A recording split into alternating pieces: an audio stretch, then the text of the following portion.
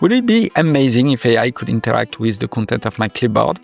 It now can with Altair.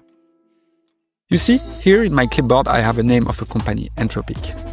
And now I can just, directly in Altair, trigger an action that will take the content of my clipboard and do something very specific. Here it's about finding the different round of funding of this company. To do so, it's very simple.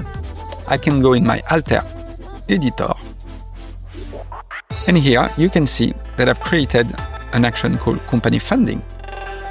Here in the user prompt, I've given simple instruction, and in order to have clipboard as a variable, it's very easy. I can just drag and drop clipboard and put it here. And the best thing about this is I can assign a global keyboard shortcut for this action. So now, no matter where I am, I can just go. And here, the Altair action is automatically triggered with the information I want. And this is it. See you next time.